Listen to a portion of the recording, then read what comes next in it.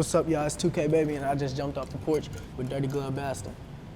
I be thinking about my sister. Oh, my granny know I miss her. No, I'm gonna go back and get her. I think I can get her. Mama.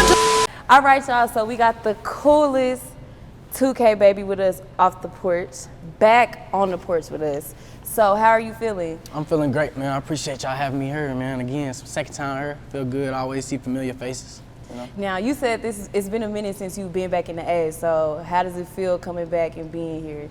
I ain't gonna lie, I feel good. Like I said, coming back on this side, seeing like just a lot of black people and shit, like it feel good. Like I've been on the West Coast for a while, so like you know how that shit be. Like, it's cool, but like after a minute, it's like damn, like you burn it out. So it's like I feel like I should have stayed on this side so I can keep that like kind of a vacation. Like when I go out there, it feel like now when I go out there, it don't feel like no vacation. Like as soon as I touch down, I feel like leaving. Like. So on the West Coast, would you say it's like a place where you really just like go and visit, but not necessarily stay and like make? That's what I would tell people to do. Like, but I didn't do that. I went out there to visit like 2 years ago, and just got caught up. And I was like, go back for what? I'm like, well, I'm ready to go back for what? I'm in Cali, like I'm in LA, like. Damn. So when you first went out there to the West Coast, was this when your career was already like emerging? Yeah. And so going out there, you know, you're an emerging artist, like was the lifestyle hitting you real fast? It was. It definitely was. I'm seeing stuff I ain't never seen. I mean, when I first came to Atlanta, I was seeing stuff I ain't never seen being from Louisville. But then when I went to LA, it was just like a whole nother level. Like in Atlanta, okay, it's like real nice houses and, you know, pools and all that. You know what I mean? Then you go to LA and it's like super nice houses, like super big pools and elevators and bowling alleys. And in the house though, like, you feel me? So it's dope being out there. Plus, you know, you can do stuff that you can't, like in my city, for example, like in my city, like I ain't never tried to skateboard or none of that. Cause one, like, it's not something people do in my city for real. And then two, like, it's just not a place you can do that. Like you try to skateboard in my city going down the street, you ain't gonna make it to the light, you know what I mean? So being out in LA is just an environment where you can open your mind up and try different things you ain't never get to try and just see more life for real. So I like being out there though. I always love when artists get to like experience new things and then experience life outside of the environment that they've always been in. Like, yeah, you learn new things about yourself that you didn't know you weren't able to learn. So. Now the last time you came here was like 2 years ago. So I know a lot has changed for you. So just talk about the different changes that you've been going through. Honestly, I feel like my life has changed a lot. I mean, the music's kind of the same, honestly, you know, as far as like what I seen in the industry. I mean, I'm seeing more stuff, but it's not like too different from what I seen when I came in. You know what I mean? When I first got in the music industry, I adapted to a lot of things very quickly. But like my actual life, I feel like that's what's really been changing. Just cause like as time goes on, like everybody, it seems like their assumptions get bigger and bigger. You know what I mean? Like people don't know what I could have been doing. I could have been chilling for the last 2 years, you know what I mean? But as time go on, once you get into this lifestyle, people just assume more and more and more. So, you know, a lot of people changed, learned a lot about friends and family. I've grown a lot as a man, honestly. Like now, I've been in the industry for 2 years. So when I first got in, I was just focused on, you know, just rapping. You know what I mean? I mean, it's still my focus, but you know, like now, I done learned a lot and seen a lot more in life. So like now I'm like really like trying to like get in tune with life. Like grown man stuff, like really like figure out about life, honestly. It's hard to explain. No, I know exactly. If you kind of get what I'm saying. I know exactly what you mean because like for instance, you as an artist, you have so much going around you, like it's dang near impossible for you to be in tune with yourself. Yeah, like 2 years go by and I'm like, damn, like I ain't even really like got in tune with life for real. You know what I mean? That's why that's like, for example, that's why I say it feels so good to come back here. Like I came back here, I did this interview, I'm doing this interview, I'll do another interview tomorrow. But really other than that, I ain't even been in the studio since I've been here. I just been with my family, with my siblings, you know, so just catching up. Just feeling like me again, regular old me. You know. Have you been on like a self-discovery type of journey lately? Yeah, it's funny you said that. Yeah. Really? Okay. I've been on that probably like. I've been on that probably for like a little bit over a year now. Honestly, I really kind of got into it. It's something I'm opening up about. I ain't never really opened up about this, but I had a very bad problem with mushrooms.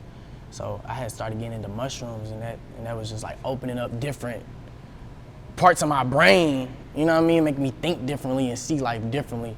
But I don't mess with that no more. But even after I stopped doing that, like, it's still like once you experience that, you can't like unexperience it. So it's like I still just wanted to, like you said, discover more about life. You know, I wasn't really tripping about discovering that much about life at first. I was pretty small-minded, but now my mind is so open. I want to learn everything. I want to see everything. So as far as the mushrooms, you know, they do, I mean, it's a psychedelic, so it does open up like your brain in ways that you never imagined. Yeah. So your experience with the mushrooms, what would you say was like a trip that you had that really made you discover life? Like, oh my God, this is really happening. All right, so I feel like I had a lot of trips on that, because I was, like I said, I had a problem with it, like for real. Like I was really like living off that like every day, like. Shrooms every day? Like as soon as I wake up, like I couldn't even leave my room without being off that, you know. But I feel like my craziest trip for real. I remember one time I went to Vegas for the first time. I just went with like some of my big bros and stuff for their birthday, you know. I went out there, and I think I did like, I want to say like a half. I think I did like a half or a zip of shrooms in like a day. And we was on the strip. I'm with like all the old head big homies, you know what I mean? We on the strip. They gambling. I ain't gambling because I wasn't even old enough, you know. But I'm tripping out on the shrooms. And we standing in the middle of the casino, but I wasn't, like I was there, but mentally I wasn't there, because I'm seeing, while we in the middle of the casino, I'm in a backyard, and I'm looking at like a pool, like a swimming pool full of like money and blood. You know what I'm saying? And there was a whole bunch of money. At first I was ready to dive right in there, you know, I'm wrecked, you feel me? And then I start seeing all the blood on the money, and I'm like. And this is your trip, like this is how your trip is going. Yeah, this is what I'm seeing. So I'm like, dang, like, I want to get that money, but that blood all on that money, it's like telling me something, like it's not good money or something, like it's not worth it or something like that. I don't know. It was something though, I just knew it was trying to tell me something. And then my big bros just tapping me like, you good? I snap out of it. I'm like, bro, take me home, I gotta think. I go back to the crib, I'm just thinking like, what did it mean? And like what I took from it though, I feel like it was trying to tell me like all money isn't good money. For real, you know? So after that, I just moved different after that. I was moving very different after that. Wow. But I done seen a lot though. I be seeing like, you know, like loved ones that have passed and stuff. That was a big reason I was on it too, because I was dealing with grieving, and I was gonna see them and talk to them. So I was just get high until like they start popping up outside my window and stuff. You know what I mean? Wow. So, with that being said, like the mushrooms were helping as far as like a cope with your grieving processes. Yeah. I was like really depressed. I was really depressed. And the shrooms was just helping me get to a state to where I was like numb, to where I wasn't feeling that pain, so I could walk outside my room and do what I gotta do throughout the day. You know what I mean? I might have shades on, so you can't tell how high I am, but I wasn't hurting. You know what I mean? No. And you know, I know that depression looks different for everybody, so what did your depression look like for you? What do you mean? As far as like, I would say the symptoms, because I kind of deal with depression too, so I know like my depression, like I literally feel like paralyzed in the bed, like I can't move, I can't think, like I can't shake it. So what would you say yours look like? Some days I sit in the bed. You saying like while I was messing with the mushrooms, or you saying like? It could be just current anything. Honestly, like since I got off the mushrooms, I had to adapt, because like I said, I got used to living off of that. I got used to using that to feel motivated to get up. You know what I mean? So after I got off the mushrooms, I feel like my depression got even stronger, because I had to like motivate myself now. I can't just use no drug to just get rid of it. You know what I mean? Like I got really pep talk myself. You know what I mean? I got to stay on top of like even my diet and make sure I'm eating right. I gotta take vitamins, like everything gotta be on point, you know what I mean? Cause like all the chemicals and everything in my body gotta be on point so I can, you know, my mind can be right, you know? But like I said, I had days where I sit in the bed. I have days where I just pace around the house. I have days where I don't even got no license. I'll get in the car and just drive. I'll just drive for 3-4 hours, like by myself. You know, like my team hates me like even going out and about by myself. But I'll just get in the car and just drive. Just be driving, just like trying to drive away from it, you know. But, you know, got to go back to it, so. Right. Has it ever got to the point where you felt like you couldn't make music? I mean, like, yeah. There'd be times where I might not make no music for like months, honestly, you know. And then there's like even times, like my songs, I be talking about so much in my songs, it'd be hard for me to listen to my music sometimes, you know, cause like I could be in a great ass mood and we get to playing my music and I'm gonna get sad and depressed and just wanna go to sleep, you know what I mean? I'll be like, turn that out, I'm talking about too much, you know? Like I get emotional sometimes when I'm recording cause I'm really like talking about like, for real, like stuff I don't even wanna talk about. God, that's so deep. Oh, God. Like this is really deep. But no, that, wow. I'm sorry, I'm kind of getting a brain fart because what you said was like really deep. So I'm like processing it. Yeah, I try not to like be with all that sentimental shit though. Like, No, I'm always but telling my people like this ain't Disney Channel. My niggas know like that's my favorite line. I tell my niggas, boy, this ain't Disney Channel, boy. Y'all better stop that soft ass shit. It's real life though, and I feel like, you know, a lot of people, like you have a lot of fans, you also have a lot of younger fans, and I feel like with this generation, mental health is like a big thing. Like It's everything. we got social media going on, like this is like when you take care of your mental health the most. And I want to give you your flowers for just really taking the time to go into a self-discovery, because at a certain point, you know, you can only do certain things until you have to get real with yourself and be like, okay, do I want to keep coping like this, or do I want to just like suck it up and do it the healthy way, the right way? What had really did it for me, like what had like got me to get off of that, my father had passed, and when my dad died, I just knew like the route I was already on, cause like I said, I was already taking like, I'm doing like a half zip of shrooms a day every 2 days, you know what I mean? I'm calling the doctor every week, pull up to my house, you know what I mean? It was bad, I had my crash days and stuff, but when my dad died, I'm like, all right, boom. Knowing how much I'm already taking right now, in order for me to cope with this, I only got 2 options. Either I'm gonna have to double up on what I'm already doing and do like, I'm gonna be doing 2 zips a day or something like that, or I'm gonna have to just stop and like really face this shit, you know what I mean? Cause like I said, another reason I was taking it is cause of other deaths, you know what I mean? Not my father, but other deaths I dealt with in the past. And like, when your high come down, you still got to face it again because you never really faced it. You just ran away from it, you know what I mean? So when my dad died, I was like, all right, I got to face this head on, or I'm gonna just be running away from it and coming back to this for years. So I was like, all right, let me stop. Do you feel like it was due to it being like your dad is probably the reason why you were like, okay, I really got to face this head on? Yeah, if my dad didn't die, I'd probably still be on mushrooms right now. For sure. But that shit was already killed me though, I ain't gonna lie. I might have been the first nigga to die off mushrooms though. You think so? I know so. What's like this? Okay, so the after effects of the shrooms, what would you say is like the after effects that people don't talk about when it comes to that?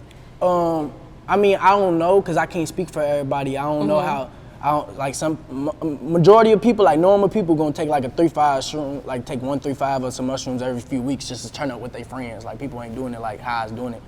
Like the rate I was doing it, that's just a fungus. You know what I mean? Right. So like when you intaking all the mushrooms, that fungus is gonna build up in your body until your body reject it. So I have like a crash day, like once or twice a week. And my crash days, I'm just like really just laying in the bed or I'm in the shower just throwing up all day, throwing up all the fluids in my body and stuff. But that's like, for real, like if you asking about like side effects, like the cons of the shit, like that was probably the worst con for real, them crash days is hell. And then, like I said, other than that, just when your high come down and that shit just hitting you hard, you know what I mean? Then you just even more depressed than you was before. And you gotta, and it's just like the thought of just feeling weak, like damn, like I need this shit, like this shit got control of me, like, you know what I mean? Like, yeah. So is it safe to say that you feel a lot more, this words sound so head ass, but do you feel a lot more powerful, like you could conquer your emotions without being on the shrooms now that you stopped?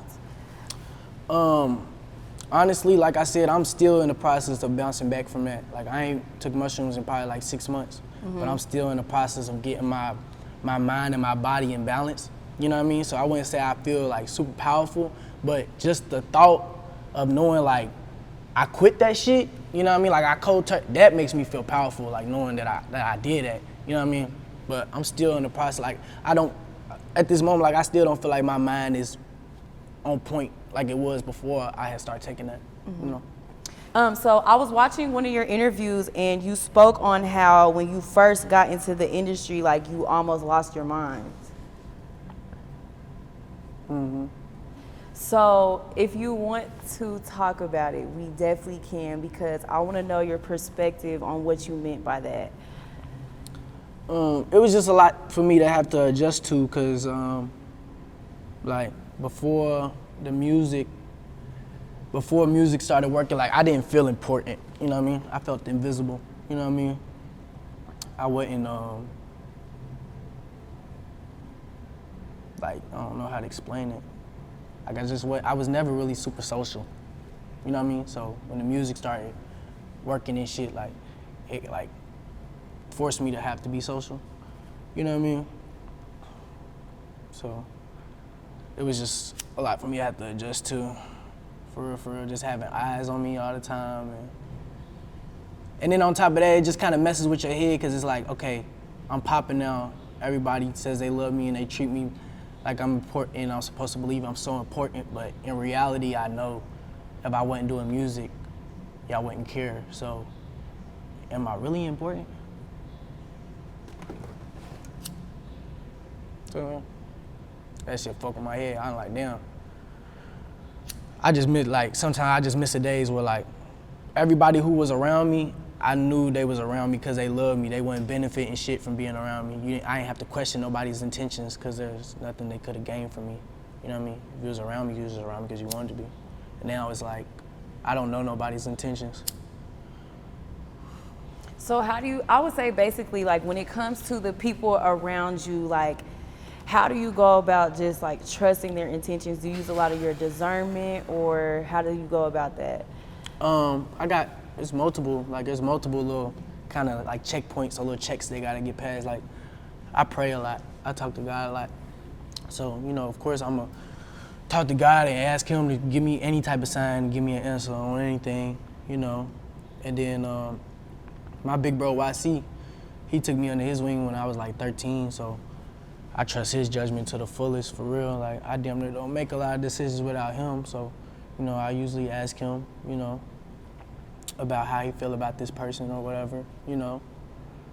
And then 3, you know, the third is just, I just look at, okay, like, I've known this person for how long? What have they done since I known them to give me a reason to trust their judgment or take their word for anything or depend on them? Have they shown me anything? You feel me? Have they shown me any flaws? Is there anything I peep that I feel like can grow over time and be something down the road? I'm be like, damn, I knew I should've, you feel me? Mm-hmm. What do you feel is like the craziest sign that God showed you when it came to people? You said the craziest sign? That God showed you when it came to people. That pool of money I told you about. I seen that pool of money. Pool of blood money. Mm-hmm. And what would you say is like the pressures that come with this life? Pressures? My biggest pressure is just having nothing to show for it at the end. You know what I mean? Going through all this, making all these sacrifices, losing all these people, losing all this time, and at the end not feeling like it was worth it. You know what I mean? That's my biggest, you know, that's what really gets in me.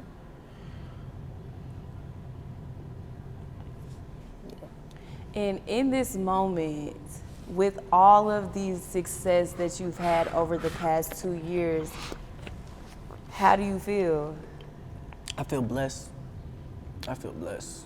You know, I could very much be in the same predicament as, like, you know, a lot of people I know. You know, I could still be in the hood. I could be rapping and not getting no attention. Nobody know me. You know, I could be dead. I could be in jail. You know, I'm blessed. I'm only 21 years old, so I can't complain. I can't complain. It's about what I do with it. And I don't want to put him on blast, but I'm definitely going to do it. Brandon, we were listening to your music, and he was like, play that some days. And he was like, Yeah. I listen to that every time I feel like I'm going through something. And just to know, like, of course, him and a lot of other people have said that your music has helped them get through a lot of things. Like, did you ever feel like your music would make such an impact like it is now? No, I never did, honestly. I didn't even expect to be making the type of music I make. You know, I was rapping. I really like rapping on some like MC stuff. But the voice that, you know, God gave me was like really out of nowhere. And then, you know, I went from rapping to people telling me I got a beautiful voice. I'm like, you know, I've been smoking black since I was 13, you know. I don't even deserve to sing like this, you know. Really? Oh God. So Oh, you blessed. that's what I'm saying. You blessed. And I ain't bust my first note singing until I was, what, 18? Wow. I just started singing. Like, Do you my have- family will tell you, like, my granny will tell you, like, I wasn't that kid walking around the house singing. I wasn't doing none of that. I wanted to ask, do you have like a church background, like where? I was in church, but I wasn't singing in church, no. I always feel like the people that just got that impact, is church. Like, whether you was just sitting in the audience or whether you was in the choir, whether you was playing drums, like church. I was more heavily into church, like, as I was younger. I ain't gonna go sit and cap you down. Like, I was just at church, like, all the way up until, like, you know, I started veering off and got distracted, you know. But I always, like, came back, though, you know. I always came back. I remember I was, like, I think I was 16. I was, like, 16 years old. And I had got into, like, I had caught, like, a little petty case for car hopping or something like that. And then I think I had a little pregnancy scare or something with a little girl I was messing with.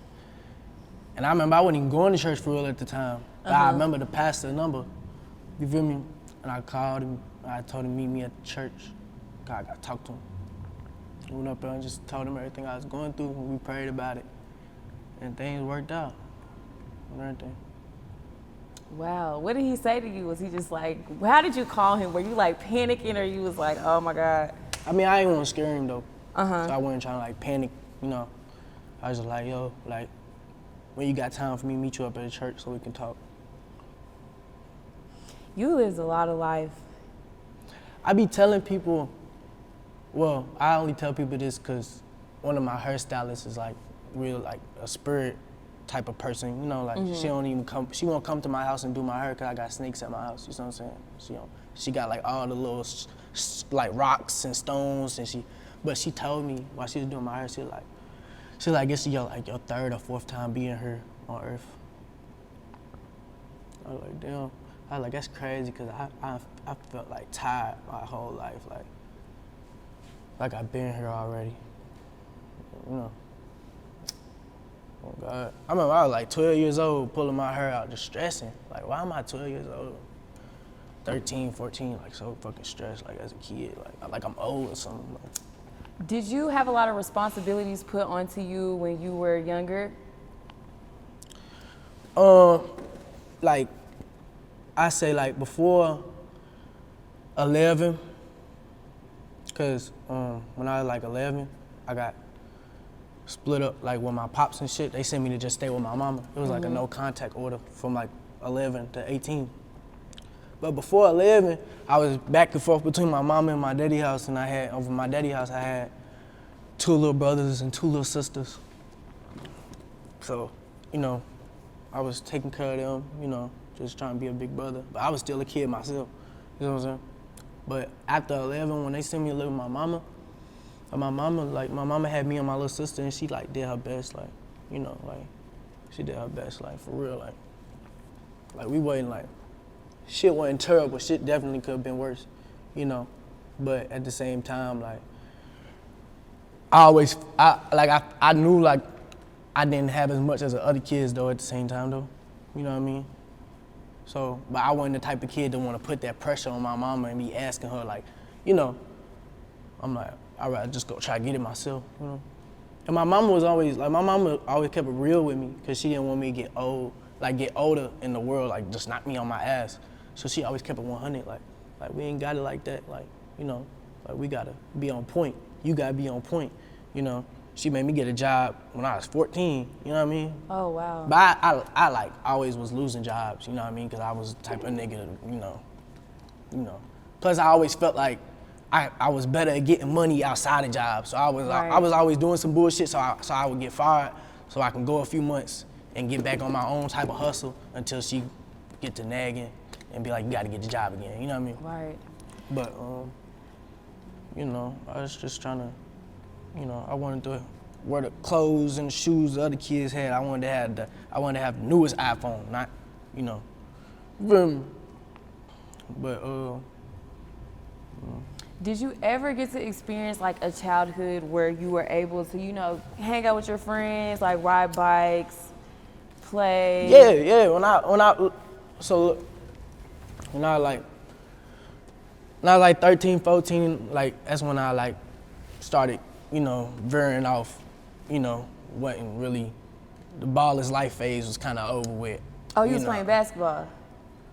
I wasn't like playing basketball like for my school or like for no AAU team, you know, that AAU teams, that shit costing money and shit like that, you know what I mean? Like a nigga might play for the YMCA or something like that, you know, but I ain't play for my school or nothing like that, but I play like, you know, with my friends outside, you know, at the park and shit like that. But like 13, 14, like, that's when I like started less sports and shit, you know. A nigga didn't really make the high school team, so I'm like, all right, fuck basketball. You know, I'm gonna get some money. So then after that, like, I was just outside. We would go steal bikes for fun. We would go car hop and shit.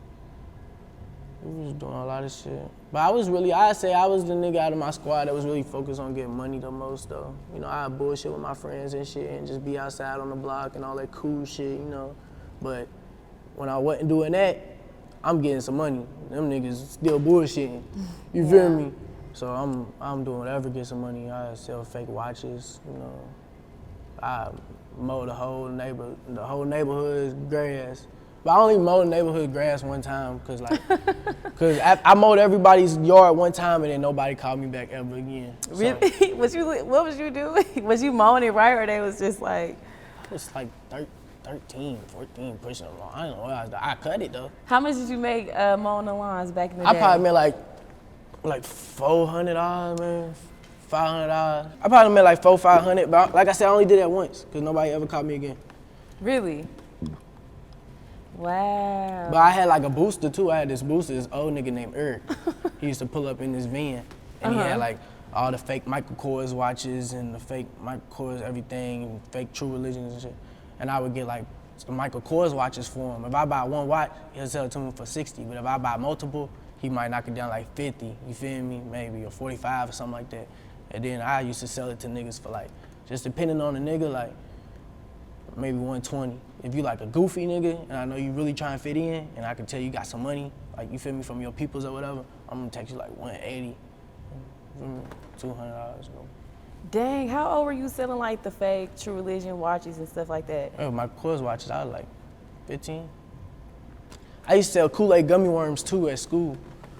I would buy gummy worms from the dollar store and little plastic bags and Kool-Aid pack. I'd go to the crib and I'd put like 10 gummy worms in a bag and a pack of Kool-Aid in there and a little bit of sugar and zip it up. And I'd make a whole bunch of bags and let them sit overnight so it like gets sticky and the Kool-Aid packs get in the gummy worms.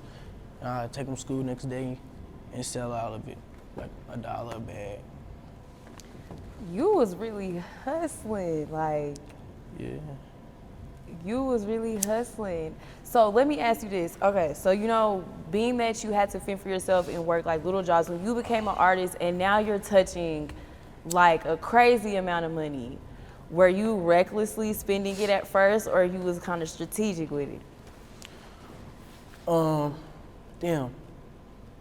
I was strategic reckless type shit. So you was strategic. I don't know. Nah, I wasn't. I ain't gonna, all right, boom. I remember like when I first got my money, first thing I did I bought like 12 chains. But it was for my niggas. It wasn't for me. I got all my niggas chains. And then after that, I remember I moved my granny out her apartment and put her in like a complex for like, you know, retired people and stuff like that. Shit, I remember I had me a house, car. I was buying clothes every day though. I used to go to the mall and get fly every day, and then I go to the bank and take out like maybe like a nick or a dime, and I just go to the studio, fly with a bunch of money on me, just record. It was just dumb shit. I ain't gonna lie. But honestly though, but at the same time, like I said, I wasn't just blowing money, cause like now that I think about it, like it's a lot of shit that I didn't buy. You know what I mean? That I could have bought. You know? Well, what is some stuff that you like? Dang, I really should have got that when I, you know? Nothing. I'm glad. Shit. But I spent a lot of money on my niggas though. I spent more money on like my family and my niggas than myself, honestly. Like, swear to God, I definitely can say that. Really? When it comes to that, do you ever be like, dang, like, because I know people probably ask you for money like every time you probably wake up. I suck at saying no. Really? Yes. Damn. That's why I hate when people ask me, because I know I'm gonna say yes. I'm be like, well. So have you said no before, or is it kind of just like, ugh? I ain't gonna lie, sometimes, every now and then I might say no just to see what a person gonna do. Just to see if they gonna throw down the drain all the times before I say yes. You know what I liked when I heard about your story? I liked that you talked about how you really didn't make no excuses when it came to you coming out and actually pursuing your career. You were using your own money to get into the studio and record yourself.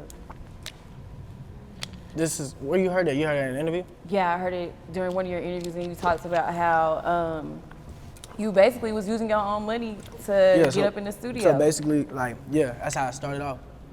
I was scraping together my own money, going to the studio, boom, boom, boom. And then, like I said, my big bro YC took me up under his wing when I was like 13, so I remember I had booked like an 8-hour session at his studio on 21st and Broadway. And I told him to slide through. But this is before he really like took me under his wing. This is like when he first it's like when we first started talking, and he was just trying to see what type of young nigga I was. You know what I mean? I was like, yeah, big bro, pull up to the studio. I booked myself a session. He like, all right. He pulled up to the studio. I did like, I don't know, like 4 or 5 songs. And I booked an 8-hour session. He like, damn, this young nigga is like, booked an 8-hour session. You feel me?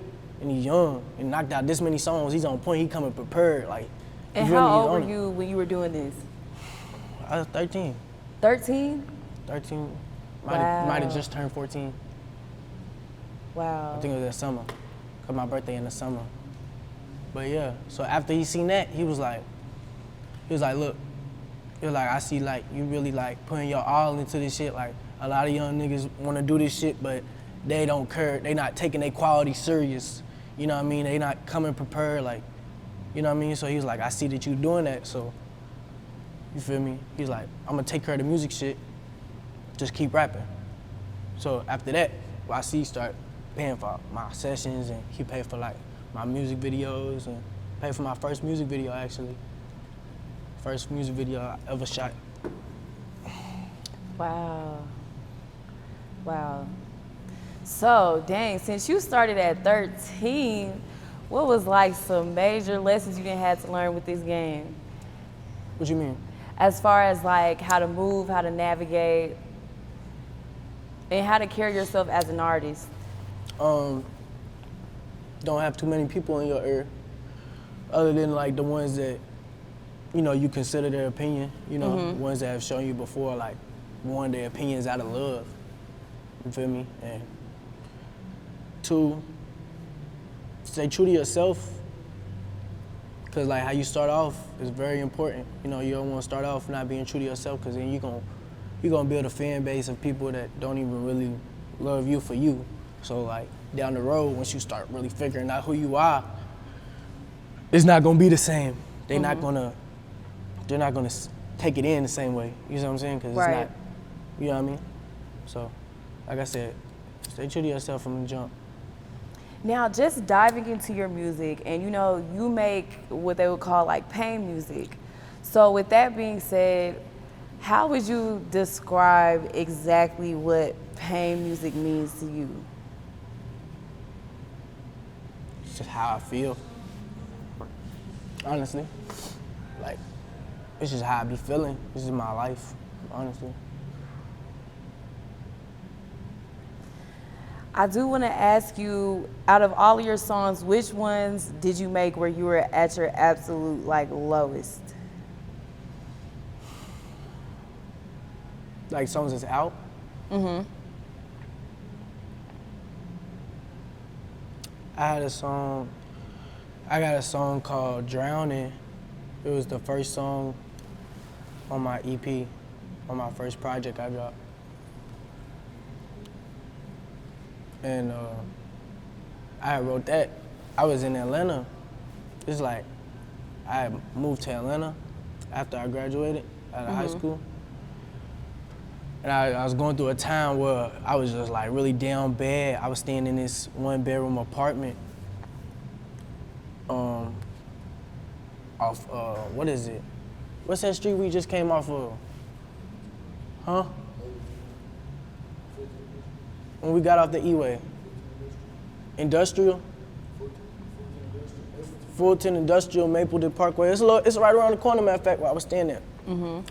And I had my little brother with me, because like I said, 11 to 18, like 17, 18, it was a no contact with my pops and like everybody on that side of the family. But when I got older and you feel me, moved to Atlanta, I got back in contact with them. So my little brother, I took him in, you know what I mean? You feel me? So it's just me and him in that apartment. I remember the rent was like $400. It's like before I wrote this song like before Old Streets. And it was like, basically just you and your brother, and you were taking care of your brother, and y'all were in the apartment. Mm-hmm. Oh wow. Yeah, and I remember I had wrecked my car, and I had just parked it somewhere, cause I didn't have the money to get it fixed at the time. And then it got towed. Like I just came back one day and it was gone. I didn't even know where it was at, and I found out where it was at. It was at this lot, and I needed this much money to get my car out. But I didn't even have enough money to pay the $400. You feel me? For the apartment. So me and my little brother had caught a mega bus back to the city, and like we had got some weed and shit, like, and then hopped back on the bus. I ain't gonna lie, we got £1. Got back on the bus with £1. Took it all the way back to the A. Took it back to the apartment. And then, but my little brother, like, that's just my little brother, so I ain't never really expect him to do much. But I'm waking up every morning throwing like a 7 and 3.5 in my sock and just walking to the closest gas station. I'm not even from here. Feel me? Walking to the closest gas station, selling weed. Meet random niggas just selling weed on my feet.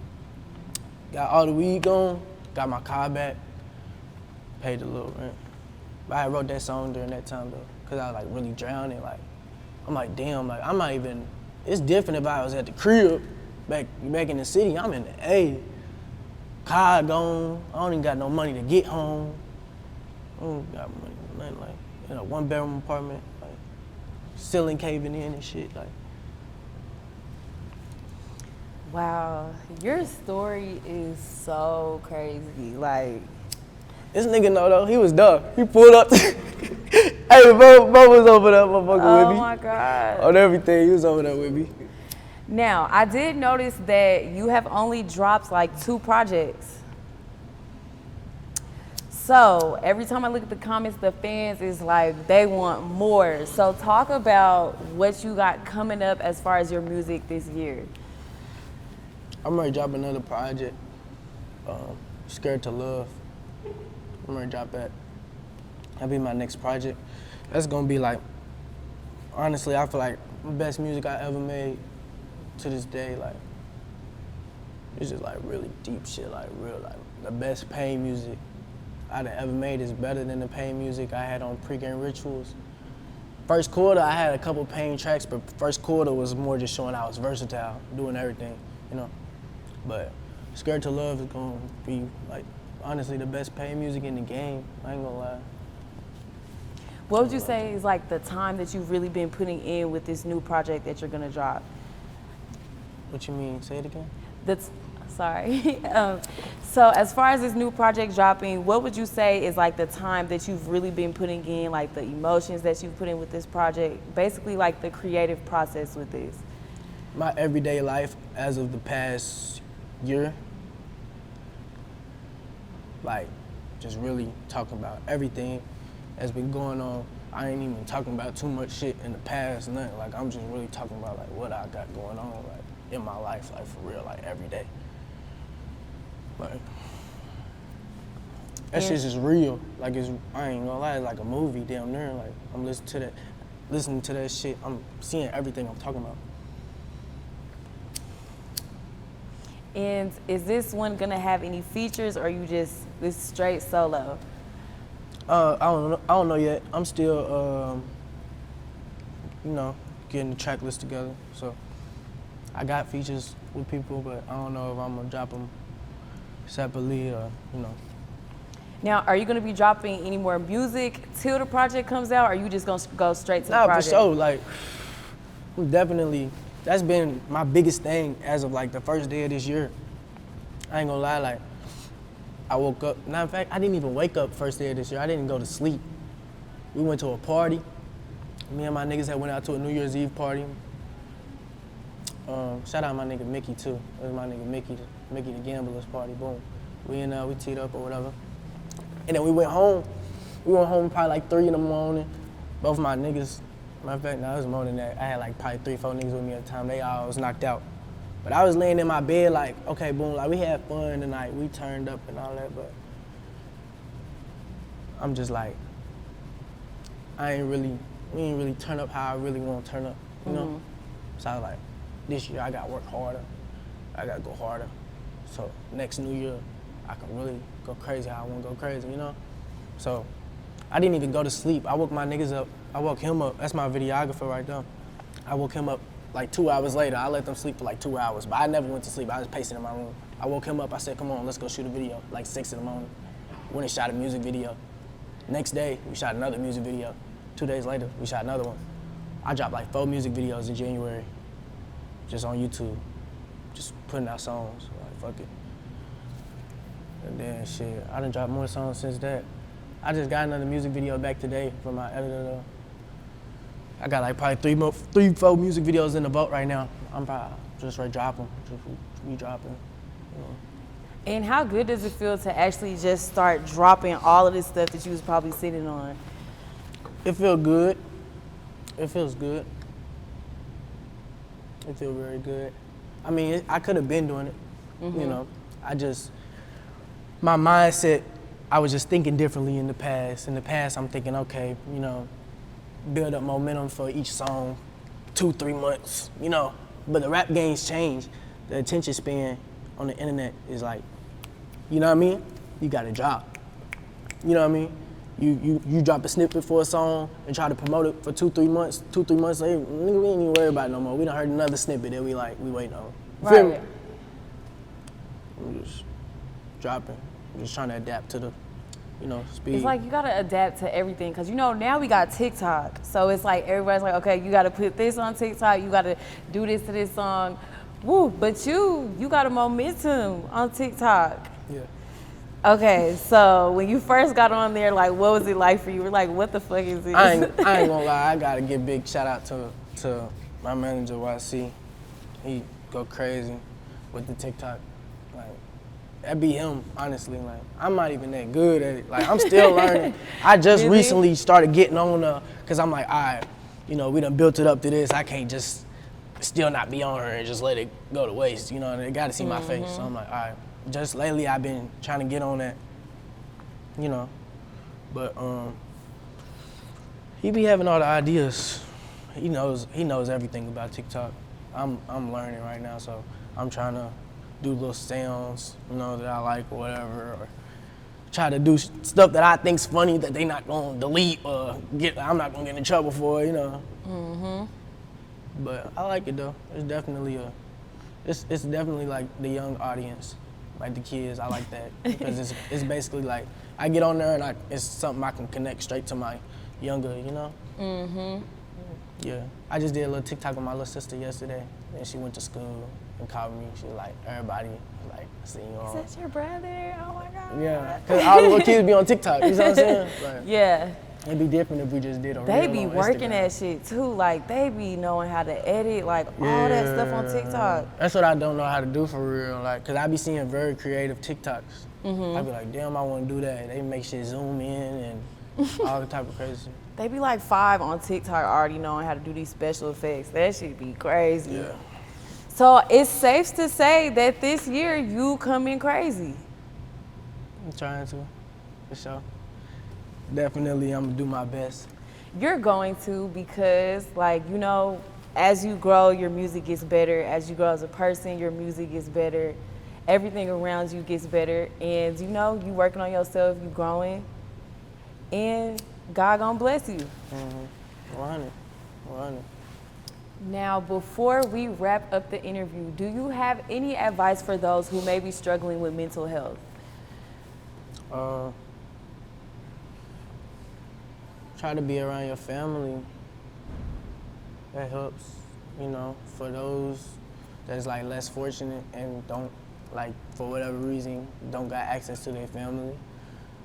Try to just, like, get up and just, even though, like, I know it's hard, because I swear, like, I be having to force myself, for example, to, like, get up in the morning and run, just first thing in the morning. You know what I mean? Even when I don't feel like it. I just know when you do it, you're going to be like, all right, I'm glad I did this. So just try to do stuff, like regular life stuff, just have fun, whether it's go bowling, go running, I don't know, paintballing, anything. For real. Get some sunlight too. First thing in the morning, I always get sunlight. Take showers. That shit feel good, I ain't gonna lie. Like, I might be in a bad mood, I take a shower and I feel like I just, like, you know, got that off me. We know you do self-care because them nails be done, okay? And I try to keep them clean, you know. Girls don't like talking to niggas with dirty nails, you know. That is very disgusting. Yeah. For a dude's nails to be dirty underneath, like, that's just not, like, Yeah, I don't like that shit. I don't like when my nails looking like that, man. Wait, so just real quick, I know we're supposed to wrap up, but touching, we was talking about you getting your nails in and your haircut in the club. So in those moments, did you already plan it or you was looking at your nails like, No, I ain't gonna lie, like, cause I had like a walkthrough to do in LA and I was on my way there. And I was like, damn, like, feel me, like, my shit's looking bogus. You know what I mean? Like, my haircut's looking bogus, you know. So I called the barber, called the nail tech. And I was like, yo, can y'all meet me at the strip club, you feel me? And they pulled up. I just got my shit done while I was there. Plus I already knew, like, you know, there was a lot of controversy about it already before, you know. about your nails? Yeah, so I was like, you know, I might as well show people, like, you know, it's not just something I'm going to do on the internet. Like, I can do this in person too. Like, you know, it's nothing to be ashamed about. Right. You know. Well, I'm glad you take into consideration about us because that dirt underneath a nigga's nails is not it. Yeah. All right, y'all. Actually, nah, females gotta have their nails clean too, though. I ain't gonna lie. There'll be some girls that might be having some dirty nails. Like, for real, you'd be surprised. Well, all right, we about to wrap this thing up. Do you got any shout outs? Shout out my fans. I love y'all. I'm nothing without y'all. Yeah. Shout out my daddy too. For sure. That's about it. I be thinking about my sister. Oh, my granny know I miss her. Know I'm gonna go back and get her. I think I can get her. Mama told me keep my fist though.